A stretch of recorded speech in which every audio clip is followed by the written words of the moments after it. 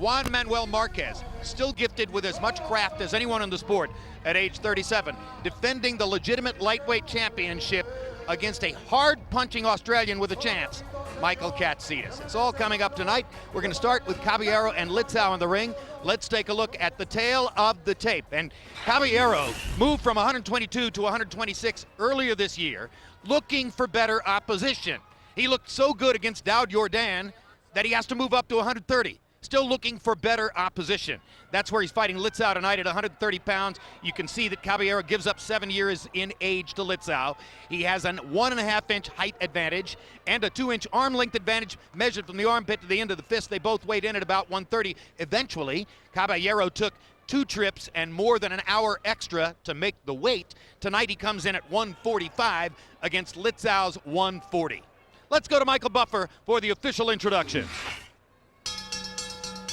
Ladies and gentlemen, good evening and welcome to the MGM Grand of Las Vegas, Nevada, USA, where tonight Golden Boy Promotions, in association with Marquez Boxing Promotions, proudly presents an evening of world-class professional boxing for your entertainment. These bouts are sponsored by Tecate Cerveza con Carácter and DeWalt Tools, Guaranteed Tough. For this contest, the promoters are DeBella Entertainment and Square Ring. All bouts tonight sanctioned by the Nevada State Athletic Commission. Chairman Bill Brady, Commissioners Francisco Aguilar, Skip Avancino, TJ Day, Pat Lundvall, Executive Director Keith Kaiser. Tonight's event is dedicated to the memory of Mr. Jerry Bussell. At ringside, the 3 judges scoring this contest will be Al Lefkowitz, Dave Moretti, and Glenn Trowbridge. And inside the ring, in charge of the action, referee Joe Cortez. And now, 10 rounds of boxing. This is in the junior lightweight division. Fighting out of the blue corner, wearing red, white, and blue. Official weight, 130 pounds. Professional record, 27 victories, including 21 knockouts, only 2 defeats. From St. Paul, Minnesota, current NABF super featherweight champion, ranked number 6 in the world, Jason, the American Boy Litzau. And fighting out of the red corner, wearing blue, officially weighing in at 130 pounds. His professional record, 34 victories, including 23 knockouts, only 2 defeats. From Colón, Panama, former 2-time champion of the world, Celistino, Pelichin, Cabellero.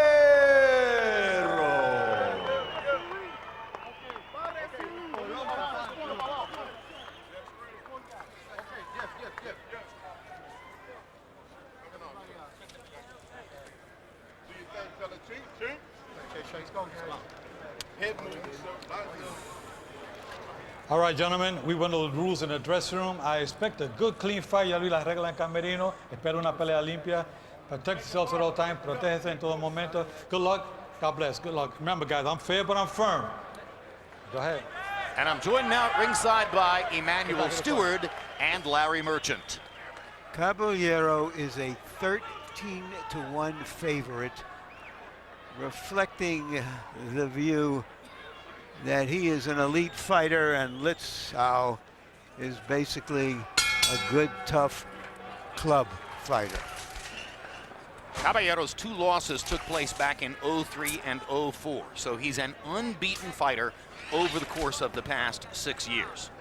Has some quality wins over Steve Molitor of Canada, over Daniel Ponce de Leon, who at one point held a featherweight championship, and recently outclassed Daud Yordan in Fort Lauderdale on the undercard of a Brito fight back in April. And Emmanuel, he's loose-limbed, he throws a lot of punches, he isn't always trying to make heavy impact, but he's quite a skillful technician in there. And extremely relaxed. You know, we spoke to him and he was very confident, but very, very relaxed fighter. It's amazing to see these guys so tall. I don't think Cabellero is used to fighting someone as tall as Litzau is. Litzau is normally a very aggressive fighter. He's trying to be a little bit cautious here, a little bit defensive, perhaps fighting flurries until he can see what Cabellero has and vice versa.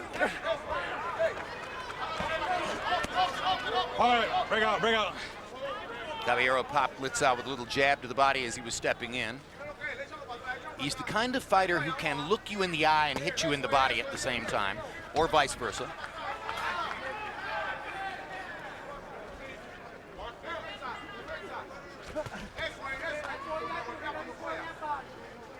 Emmanuel, is it fair to say that Litzau's best chance in this fight is the puncher's chance? Break out.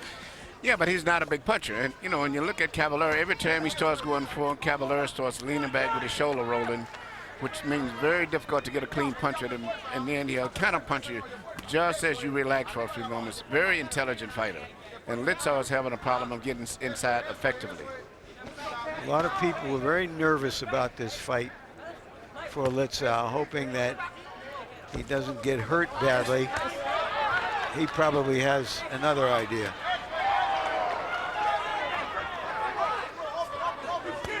As you watch Cabellero, who's had difficulty getting the fights he wants.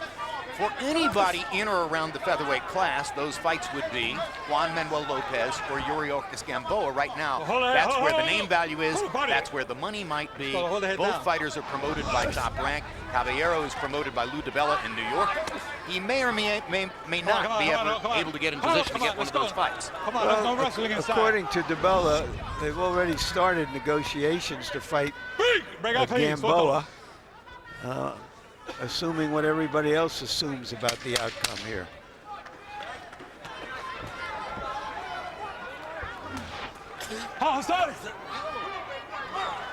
Fight with Gamboa would be interesting because Caballero's probably not used to going against anybody with faster hands, and Gamboa probably has faster hands. You've seen his punches. You can see you got more power than him, right? So just relax and use it when you have to. Don't load up. But I want that left hand a lot higher and longer out there, okay? You're dropping and you're giving him too much of an easy shot. So hit his glove a little bit, long, come on, like we worked on, all right, brother? You're doing...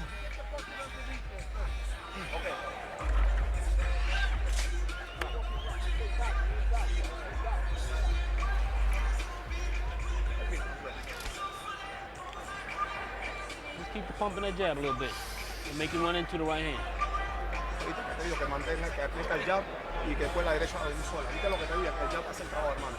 Third round, we'll start hitting that body. Third round. For those of you who don't know the Litzau story, he had a Dickensian childhood, mother an alcoholic, father a drug addict, stepfather abused him and his brother and taught them how to steal. He rose from the streets because he had some distant relatives who had been prize fighters. And it's still not easy for the Litzau family, and reportedly, Jason is the meal ticket via his boxing career. And things have not gone as well as he may have hoped. CombiBox numbers in round one, Caballero 13 out of 32. Litzau 4 of 27. And the 4 of 27 underlines the difficulty for Litzau here tonight, trying to get in a solid punch, as Emmanuel Stewart pointed out, against a fighter who makes that very difficult. The question is whether he's going to frustrate Caballero into making mistakes because he's here to look good, to build his case against the elite featherweights. Caballero had it so easy against Jordan earlier this year, he almost looked bored sometimes. Well, he's having a little problem right here because he hasn't been able to hit Litzau as easy as he thought. His best punch seems to be the straight right hand that he's tried to catch Litzau, but Litzau has gotten away from it. And I think the height and size of Litzau is becoming a little problem for Caballero, who normally less leans back and he controls his opponents because they're so extremely short. And the evidence would be the only 32 punches that Caballero threw in the first round against Jordan earlier this year. He was easily able to get off 100 per round. I believe he threw 1,246 punches in a 12-round fight versus Jordan. Here, he hasn't let his hands go nearly as much. Buddy, let's go, come on, turn around, man.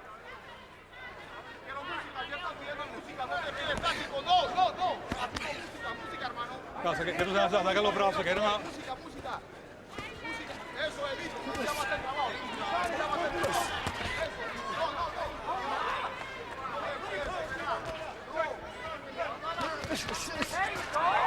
Litzau got in a couple of connects there against Caballero's now you see me, now you don't style. Stop! Right hand lead lands for Caballero. That seems to be the key punch that Cabellero is trying to land for the most part, is a straight right hand. Well, they watched his fights yes. that he got stopped and decided that he was open for that right hand. And so far, he's been unable to get it in. He being Litzau, who was knocked out by Robert Guerrero, who was knocked out by Jose Hernandez in December of '06. Both those knockouts in recent years against Litzau. Come on, hold the hand out.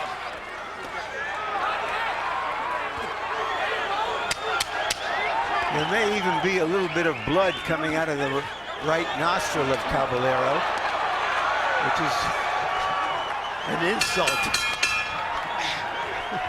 Litzau seems to be very worked up for this fight. That's what I'm talking about, baby. Listen to me. Do not load up with them December one 11th punches. is another big What night you for did at the HBO end. Sports. First, it's What the you did at premiere the of end. Lombardi, an in-depth documentary about the legendary Green Bay Packers coach. Then live boxing with Amir Khan taking on Marcos Maidana and Victor Ortiz facing Lamont Peterson. Perfect storyline on that doubleheader.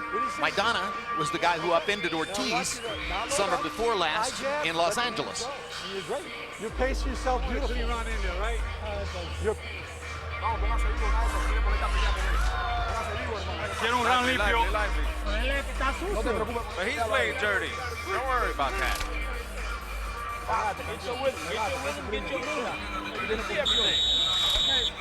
Both fighters extended the punch count somewhat in round two. Caballero 23 out of 52 in that round. Good round. Litzau 11 of 54. So they were both considerably more active in round two, about twice as many punches thrown as was the case in round one. Hold on.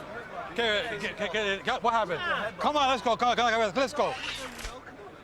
Litzau made a motion that referee Joe Cortez momentarily interpreted as a timeout. No, he was claiming that he was headbutted in the chin, in the nose. Now he got hit in the nose with the right hand.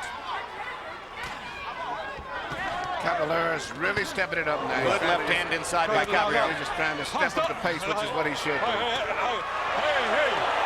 come here.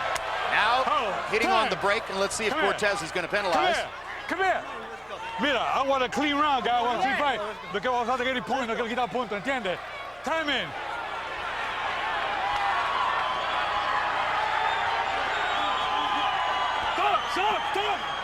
Stop. When I say stop, you stop. Go pegue el golpe cuando digo stop. Let's go. Referee Joe Cortez may want to use some of his Spanish with Caballero. Caballero's English is rapidly improving. He used some in our meeting yesterday. Stop. Says he's getting it from Jeff Mayweather in the gym. He didn't speak any English when we first met him in April of this year. Yeah, he's a professional singer in a reggae band in Panama. All right, stop. Has performed in Brooklyn Let's go, guys. and other Panamanian redoubts. Hard right hand by Caballero knocks Litzau back into the corner. Litzau's in trouble, and let's see if Caballero has a finishing style.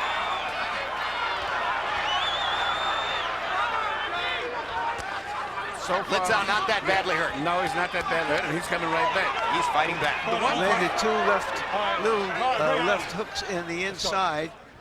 The one punch that I like that Litzau does, even though he throws a short right hand over Caballero's head, is a left hook, because Caballero leans, bending over to his right all the time, which makes him very vulnerable for a left hook, especially with another tall guy. Yeah, Caballero drops his right hand sometimes, too. Yes, and you can see Litzau is just tall enough to get close to him and throw the left hook. A little anxiety in the Caballero camp. This is not what they were planning on. No. Even though their man is winning the fight, he's not looking world class doing it. Well, Litzau came in very determined for this fight, and I think I say this physical size of Litzau has caused a problem for Caballero. Good Hard right hand by Litzau on the chin of Caballero. And indeed, Caballero does appear frustrated here in the third round. Come on, get arms out with the elbow on the side. Let's go. And Litzau's doing another thing. He's roughing up Cabellero, something he's not used to. Very physical. From the moment Cabellero moved in thinking he had Litzau in trouble early in the round, Jason Litzau has fought back and fought effectively. And Cabellero looked at him as if to say, what are you doing here, kid? Come on, baby, you're doing this now. You're doing it, all right? Now listen. Start and attack at the body and then come up the head because he's just holding his hand like that. So just hurt his arms and then go to the head, right? Especially when he ducks, just hit any piece of the body. You're looking at. You're giving him a chance by fighting with him. Yeah. Have some fun in there. Look. Relax, relax. I need that jab pump. Keep that jab working. Yeah, you see the frustration right here of Cabellero is because he's getting hit and clubbed and being physically manhandled, something he's not used to. And you can see the frustration on his face. And now here you go, you see a little right hand that was thrown by Cabellero, which caught Litzau into the body. I think it hurt him for a minute, but mostly his balance. But for the most part, Litzau is fighting a very, very good fight, considering the odds against him, the experience against quality opposition. But I think the fact that he's determined and his height and physical size is working to his advantage. Litzau's rally back in the last round produced some interesting numbers, 16 out of 36 in power punches in the third round for Jason Litzau. By far his best round of the fight. Let's see if you won it. Harold Letterman, how do you have it? I think he won it. 2 rounds to 1. 29-28, Celistino Cabellero. Jim, I got to tell you, rounds 1 and 2, Jason Litzau was throwing that right hand over the top, and he couldn't land it. He just misses him. He's throwing it constantly, going over Caballero's head. But in the third round, he started to find the range with that overhand right, and he hurt Cabellero to win the round. I mean, if he'd only get the range with that right hand, that landed more often. Cabellero just bends down, and Litzau throws the right hand, and usually goes over the top. 2-1, Cabellero. Emmanuel, Caballero is wearing Everlast gloves, and Jason Litzau is wearing Lonsdale, which I believe is an English brand. That's an English glove, yes. And we've talked about the characteristics of various glove brands, but I don't know that we've ever talked about Lonsdale. What are they like? Lonsdale is a good combination between the main gloves that we use here. But a lot of the fighters mostly here are using Everlast, either Grant gloves. Very seldom I've seen any fighters fight in America using Lonsdale. And Litzau's an American fighter, for whatever reason, yes, choosing to use the Lonsdale glove. It looks to me like it's a padded glove similar to the Everlast, not a puncher's glove like Ray's. It's not really a tightly padded glove, you're right.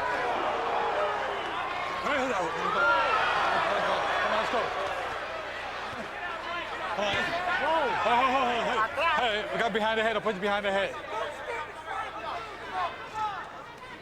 If it isn't a foul-filled fight, it's a borderline foul-filled fight.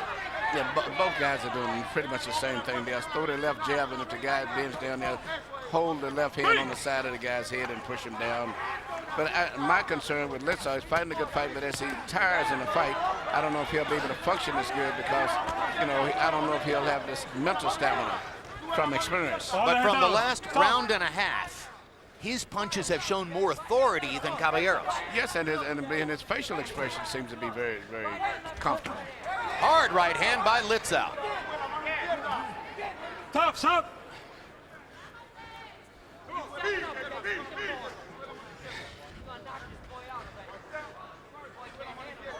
Hey. Come on, get on.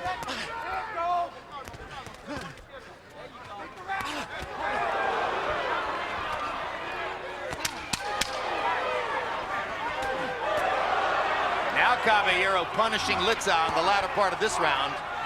But I don't think he's hurt him yet. Those were solid shots, landing flush on the chin. There's a look at Andre Berto in his dressing room. Tonight, his assignment is Freddie Hernandez.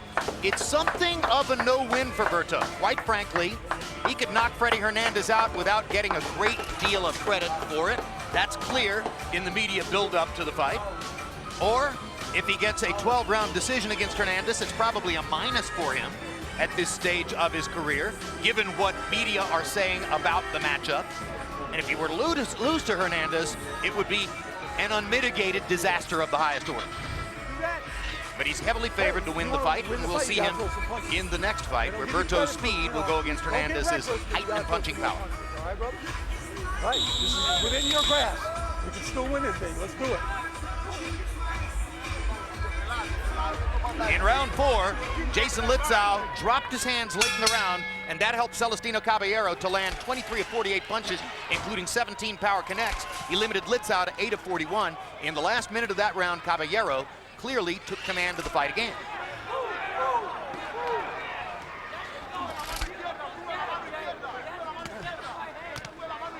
Jab and right hand by Litzau. He's energized again.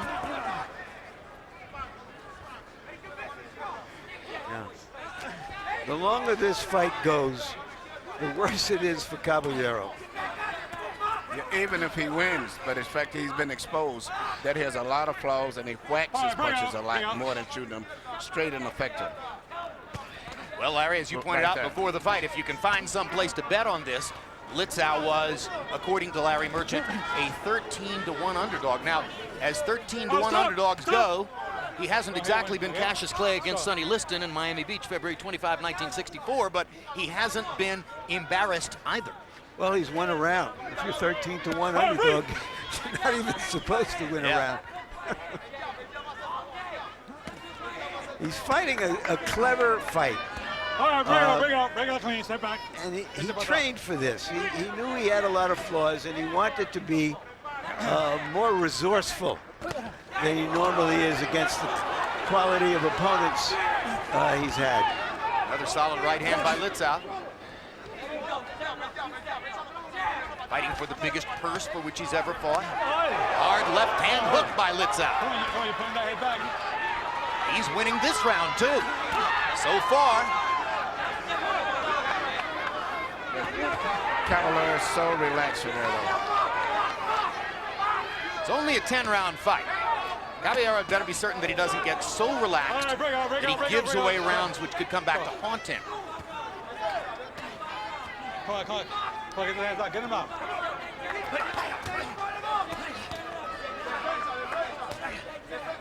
Come on, work out.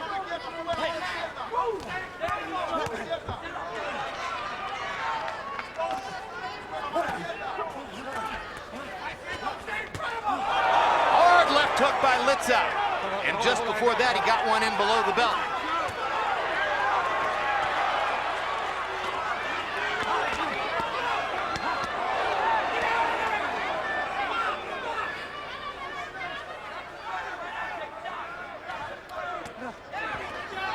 A better fight than most would have given it credit for in advance. And an increasingly better fight as Jason Litzau continues to land power shots here in the 5th round against Celistino Cabellero. Cabellero was really dismissive of Litzau at their weigh-in yesterday. I think he's a little less so right now. He has a lot of respect for Litzau now. Let's take a look at the featherweight neighborhood, Larry.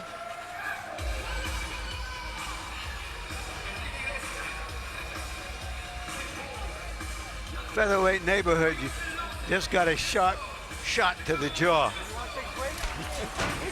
Here it is, a look at the title holders in the featherweight neighborhood. Well, we mentioned. Juan Manuel Lopez regarded as the champion, Gamboa, the Cuban, John from Indonesia, Rojas, another one with a title belt. The others you can see all together, the guys highly regarded. Cabellero is in there. If this fight goes another 4 or 5 rounds the way this is gone, he'll be out of there. Yeah, Litzau is fighting a very, very good fight. He's very physical, which I think is that's one of the best things he could do. But as the fight goes on, I think that left hook, as I was telling you about earlier, may be a big factor. By CompuBox count in the 5th round, Litzau landed more and threw more, and as you see, Harold Letterman gave him the round. That means it seems pretty clear that in the first 5 rounds of the fight, Caballero's won 3 and Litzau won 2 of them. And so therefore that's a setup for the fight being on the table going to the late rounds in a situation where, as Larry's pointed out, Cabellero was an overwhelming favorite to win the fight. See a lot of distress on the face of Cabellero. In a southpaw stance here. first time in the fight that he has stood in a southpaw stance for an extended period of time. And I don't think it's because of maybe a hand injury. I think it's just his frustration. He's trying to find some style or method where he can take more control over the fight. Because right now he doesn't have that control that he expected. It's just a up-in-air type fight. Well, and he was eating left hooks in the last round. So one way to stop a guy from hitting you with a bunch of left hooks is to turn your feet around. Well, he's trying to do what most good fighters do. They'll try to find a way to win.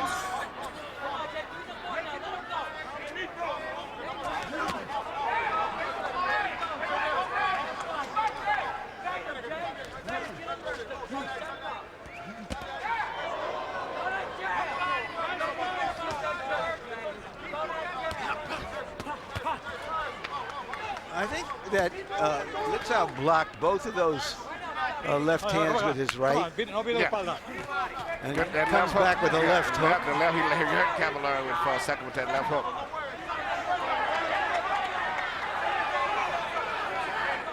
If you see a change in Jason Litzau from previous performances, he would tell you it's because he's cleaned up his life, cleaned up his act, isn't drinking and partying between fights anymore, and he owes a lot of that to his fiancée, Eliza Middleton.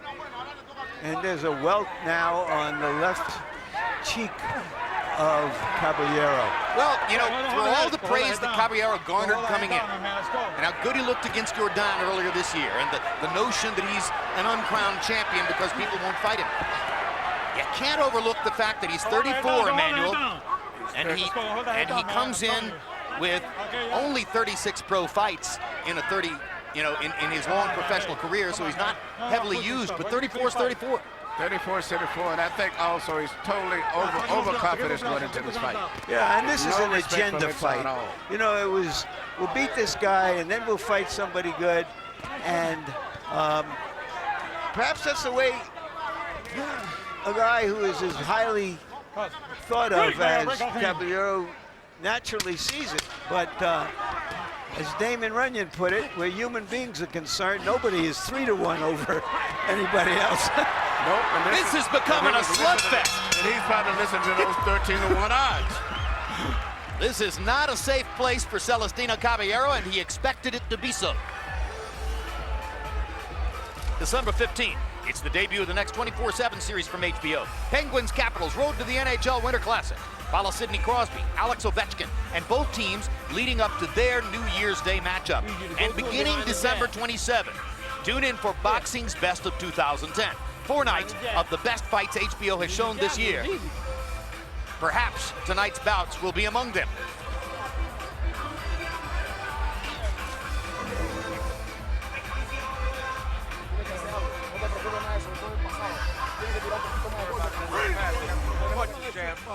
Right, and he's covering up, so if you got the energy to throw, those shits are getting in there. One thing that's been clear in this fight, Jim, is that Cabellero has been unable so far to hurt Litzau. And he's an arm puncher, basically, yes, and a natural featherweight, or at least that's where he's fought most of his fights. Well, and the other say when you watch, he whacks with his punches. Most of the punches, he'll throw a straight right hand once in a while, and most of his punches are not really power punches. And he's used to enjoying that big height advantage where he would just lean back and get away from punches by merely leaning back because he was so tall. And that's not working for him tonight. And in the 6th round, Litzau again had a significant edge in number of power punches landed. Harold, how'd you score it? Okay, Jim, I got it 3 rounds apiece, 57-57, with Jason Litzau winning rounds 5 and 6. Jim, round 6 was strange. And you know, I'm not quite sure I saw that right. In the middle of the round, Celistino Cabellero, as I saw it, absolutely turned away, as if he was going to quit. I mean, he just turned away, faded into the ropes, and Jason Litzau jumped on him. Why he turned away is beyond me. I just don't know. Either he got hit hard and we didn't see it, or for some reason he absolutely turned his back on Litzau and just sort of fell into the ropes, and Litzau jumped right on him. Anyway, Jason Litzau wins 5 and 6, and he's got it all even 3 rounds apiece. Harold, that was the moment I remembered he was 34 years old. Yeah. And it could be a factor. So here they are in the 7th of a scheduled 10 in what Harold Letterman says is an even fight. Who would have thunk it? Well, I'm sure they're proud of Jason Litzau in St. Paul, which once upon a time was a good fight town. The Gibbons brothers from St. Paul are in the Hall of Fame. The only brothers there. Well, myself, I'm extremely proud of him, too. He's fighting a great fight. And as far as just looking at the facial expressions, the fight is going more the way he's comfortable, more so that I would say Cabellero is. I think Jason... Those punches take their effect. You keep getting hit with right hands on the side of your head, any kind of blow to the head eventually is going to have some effect. Jason realized he was being discounted here. Jason realized he was being taken for granted, and Jason has responded to that in the best way Jason could have. Well, I saw him on the elevator when I first came into town, and he says, Mr. Stewart, this is my night, and I'm going to take advantage of it. So far, he's fighting like a man possessed, which is not to say that he's necessarily going to beat Celistino Cabellero. But so far, it looks good for him. Well, so far he has a victory. Getting this far is a victory for Jason Litzau. Get him out, come on. I don't think that's the victory he had in mind, though. No, I think he's going for the real victory all the way. And he has Celistino Cabellero looking very concerned. Well, concerned, and I'll say another thing, Jim. He looks unprofessional. Yes, How could he's bending away, trying to avoid punches by ducking? I mean, what is this? This is a world-class fighter? This is the style he showed us in Fort Lauderdale, too. With smaller, short guys. Here's Freddie Hernandez, who is the opponent tonight for Andre Berto, and some are dismissive of him, just in the way that many were dismissive of Litzau coming in. But this man has a couple of interesting knockouts in recent years, including a flip loop-de-loop knock you into the air knockout of DeMarcus Corley, veteran fighter whom you may recall in his prime, Corley wobbled both Floyd Mayweather and Miguel Cotto, but he was the one who got wobbled by Freddie Hernandez, and the simple formula for Hernandez tonight is to walk Berto down and try to hit him with a big right hand. We'll see if that happens. Copy box numbers through the 7th round here. Cabellero, 131 out of 298. Litzau, 95 out of 356. So Cabellero with a numerical advantage, but the bigger shots have come from Litzau, or so it appears.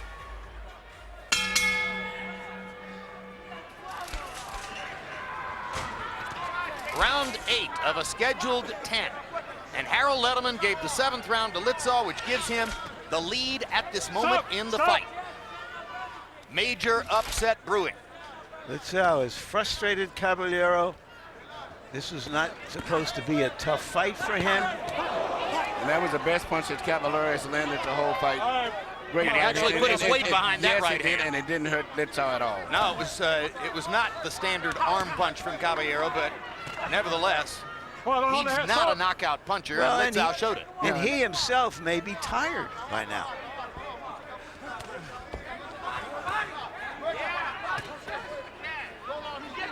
Cabellero hasn't lost in 6.5 years, since May of 2004. But he appears to have been somewhat casual about preparing for this appearance on the undercard of a major championship fight. He was more concerned and spoke more about his singing career than he did about this fight. Well, in fairness, it's because we asked him about it. No. We didn't think it would be much of a fight either. Well, but anyway we look at it, he definitely underestimated Litzau, that's for sure. He has one of his songs is called Champion of the Ghetto.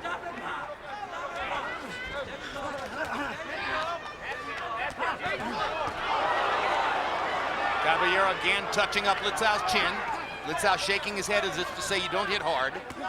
Stop. This is the most serious Cabellero has shown himself to be in the fight, about needing to buckle down and win it. Maybe he was just training for the first half of the fight. No, he's trying to use his experience and time and rhythm right now to get to Litzau. But Litzau hasn't did much this round. If Litzau steps it up, I'm going to see what happens if he turns it on the last minute. Give Litzau credit, he hasn't given him much to hit. No, but he still lost the round unless he turns it on, and the fight is very close. So Litzau needs to turn it on. If don't, he will lose this round. And one other factor, in addition to the age that I mentioned before, it's Caballero's first trip to 130 pounds. Earlier this year, he moved up to featherweight. As recently as last year, 2009, he was still fighting at 121 pounds. Adding an extra 9 pounds or so at this stage of your career, not all that easy. And oh, by the way, he didn't make weight at first. he had to go back out and ride the bicycle and sweat for an extra hour and 15 minutes to make weight.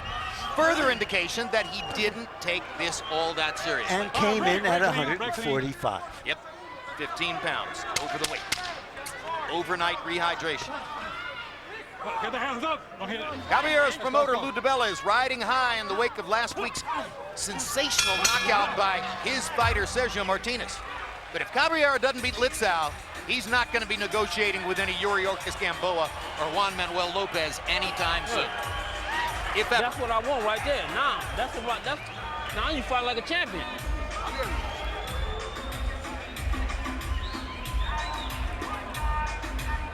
Get that towel. Get that towel. Towel.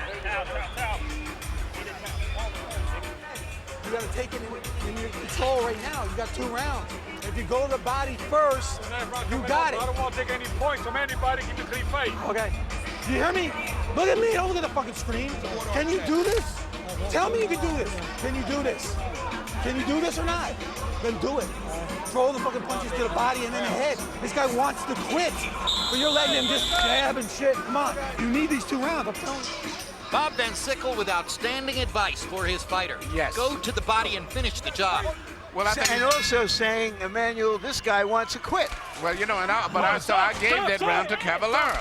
Simply because Litzau laid back and relaxed. And when a close fight like that, you can't do that. Well, you yourself said earlier, Emmanuel, whether he would have the staying power, the stamina against a better fighter than he's fought before. And what I can see, I believe he has it, much to my surprise. But he cut back, relaxing too much that last round, and not realizing that there's a winner or loser of a round. It don't have to be that exciting, and he didn't do enough to win it. Well, maybe Caballero's tired of being avoided because people think he looks good. Maybe he's decided the way to get fights is to look bad.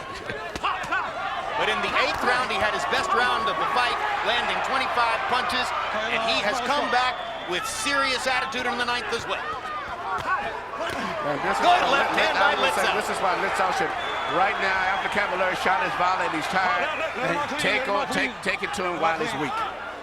I like Van Sickle's advice. You just ripped him with a left hook upstairs. Go to the body. Make him drop his hands. Oh, Litzau has aggressive fight. If he throws punches and be aggressive, for whatever reason, it seems like his timing is much better than Caballero. Let him out. Don't be holding him down. His focus is better. He's here to try to win the fight. Caballero seems only to have decided upon that recently. Caballero was here to win the next fight. This one was already over in his mind. Yes. And you look at his legs and the clinches, how his legs are crossed and twisted up. A good, strong fighter being the same size as a guy like Litzau would knock him out. There you go again. His balance is terrible. It's very easy to manhandle when you get him. Caballero's telling Cortez he got hit in the back of the head, and Cortez agrees. But you're right, he turned his head. It isn't because Litzau targeted the back of his head. Yeah, this is, you see the experience of Caballero knowing how to just keep throwing punches. Even if he doesn't hurt the guy, and that's going to be enough to win this fight. Yeah, well, he has some resources, and he's calling on them right now. Yes. Slapping right hand by Litzau. Sweeping right hand by Litzau. Slapping right hand by Litzau. Landed all 3 of those punches. And Caballero's legs are so twisted up that it looks like he's being more effective with the punches than he really is. Another right hand lands for Litzau. And those are just physical punches, the way he's just dogging him now. Yeah, he's just bullying through Caballero's guard. That's what he guard. needs to keep doing. Caballero has no ability to hold him off because of his terrible balance when you get in close. Stop. This is a close round. But if Litzau pulls it on, it would definitely be his round. Because who throws the punches his last 15 seconds?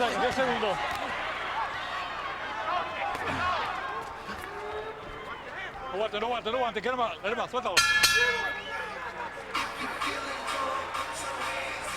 One more. Now, nothing else happened. I want one big round out of you. Understand? Smart, don't overpunch. You're going to be so tired right now. You hear me? You got to suck it. I know you did. You heard him. That was a big round for you.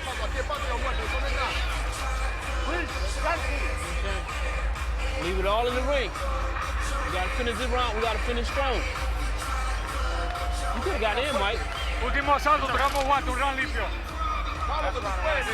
Head, body head. You're so strong, you're pushing them all over the place. When you get tired, don't stand in front of them, hold them, or walk away. Beat them up, walk away. Beat them up, walk away. Don't stand there. Finish strong, finish strong. Leave it all in here. Well, CompuBox numbers show Cabellero with big edges, particularly landing 45%. He's landed 68 more punches in the fight than has Litzau, so if numbers from CompuBox tell the story, then Caballero's going to get the win. But Harold Letterman gave the 9th round to Litzau, and that means Litzau leads by a point on the Letterman card, going to the 10th. Major upset if it happens. The fight is up to Litzau right now. I'm looking at Cabellero can't do much better, but if Litzau throws punches, he wins the fight. If he doesn't, Cabellero uses experience to steal the fight. But Litzau is the one that has control over the fight if he can let his punches keep going. And either way, it's been a monumental disappointment for Celistino Cabellero, who was here to show why he should be fighting for the featherweight championship of the world and has failed to make that case.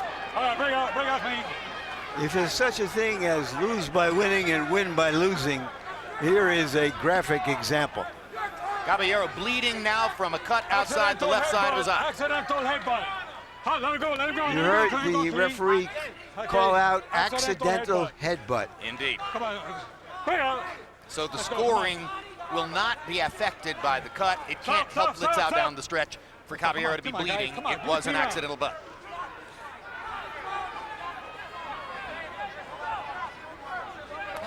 Litzau has lost the first part of his round to me because he let Cabellero throw those punches. And instead of having a little anxiety and turning it on, he's relaxing as if he had won because he didn't get hurt. And as he's making a mistake, and Cabellero is slowly sliding away, winning this round. Now Litzau looking at the clock. All he has to do is turn it on and he'll win the round. Looking at the screen in the corner and the clock to see that there's a minute and a half left. Bring out. Litzau seems to be trying to set up one big right hand. This isn't the moment for that. No. Yeah, but he still has an elusive target in front of him. And a target in Cabellero who doesn't seem to have the kind of punches that he had when we last saw him. I don't think he's fit. He's just not able to throw a lot of punches.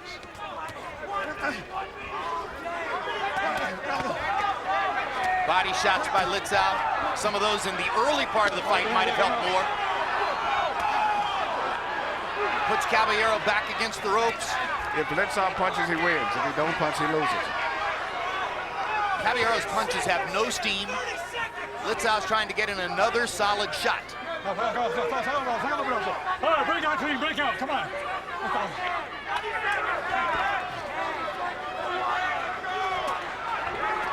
That right hand missed by Litzau.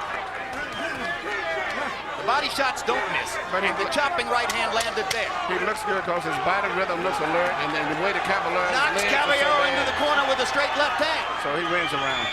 And hurts him with the right hand as the clock comes down. Has Jason Litzau done it at 13-1 underdog? Whoa.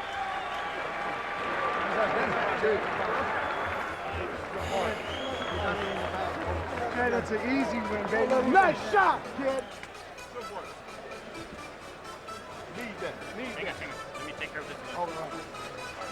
We'll take a look at Harold Letterman's unofficial final scorecard, and once again, the scoring of the official judges could vary significantly, but Harold Letterman gave the 10th round to Litzau and gives Litzau a 96-94 upset win, in which Jason Litzau won 6 of the last 8 rounds on the Letterman card. I had it 5-4 and 1 for Litzau. You wonder, an underdog gets your eye, obviously. Al Lefkowitz not terribly experienced. He's the least experienced of the 3 official judges. The other 2 you've seen a lot, or at least seen their scorecards over the years. Dave Moretti with 115 title fights. And Glenn Trowbridge is the 3rd judge, and he has 21 title fights, including Marquez easily over Juan Diaz in their 2nd fight. In a fight like this, Jim and Emmanuel, your eye naturally goes to the fighter doing more than you expected, yes, and then to the fighter doing less than you expected. Yes. And so it may be that Litzau definitely won the drama of the fight. Whether he won the fight itself, we don't know. Yep, you're man of your word, brother. All right. Jason Litzau coming to our side of the ring to reestablish how important this night was for him. Huh? And now Michael Buffer is standing by, and let's go to him for the official decision. Ladies and gentlemen, here at the MGM Grand of Las Vegas, we go to the scorecards. Al Lefkowitz scores at 96-94. He has it for Cabellero. Dave Moretti scores at 96-94 for Litzau. Glenn Trowbridge scores at 97-93 to the winner by split decision, the American Boy, Jason Litzau.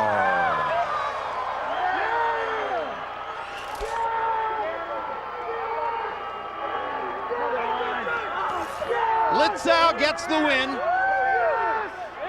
on a night when his chance of winning was virtually totally dismissed by most ringside observers. Is great. Hey, Jason is crazy. I love you. And Celistino Caballero's dreams of becoming the premier featherweight in the world are probably permanently dashed. And rightly so. He wasn't in condition to go 10 rounds. Champion always assumes he's going to have to go 25 rounds.